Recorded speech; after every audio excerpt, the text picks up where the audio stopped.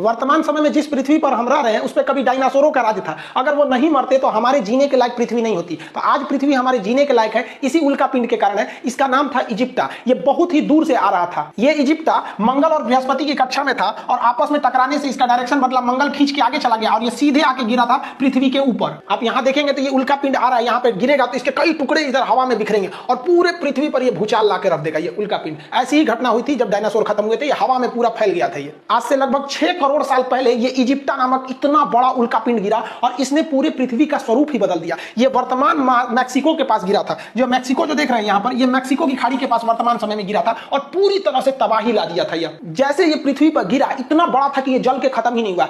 इसका लगभग 10 गुना, जितना दिख रहा है इससे 10 गुना बड़ा था, लेकिन कुछ भाग तो जल के खत्म हो गए थे। जैसे ये गिरा बहुत बड़ा धमाका हुआ। इतना बड़ा धमाका था कि यह धमाका लगभग 20 हाइड्रोजन बम के बराबर था। सोचिए, एटम बम नहीं, हाइड्रोजन बम के बराबर यह धमाका था। और इस धमाके के कारण पृथ्वी का जो ऊपरी परत था वो विस्फोट करके उड़ गया। अब आप बताइए, कोई बिल्डिंग उड़ती है तो उसके तो ईंट पत्थर पूरे स्टोन भी बिखर जाते हैं और इसके पत्थर वगैरह हवा में उड़ गए। और जब ये हवा में उड़े तो जब वापस आए तो वो इतनी स्पीड में आए, उसका टेम्परेचर इतना ज्यादा हो गया था कि जो उड़ने वाले डायनासोर थे उनको तो वो हवा में ही मार दिया। और यहाँ का टेम्परेचर हो गया 200 डिग्री सेल्सियस और इस एरिया के जितने डायनासोर थे, यहाँ के एरिया के, वो सारे डायनासोर मारे गए। लेकिन ये तबाही का केवल एक ट्रेलर था। असली तबाही तो इसके बाद शुरू हुई। इतना भीषण धमाका के बाद लगभग 10 तीव्रता का पृथ्वी पर भूकंप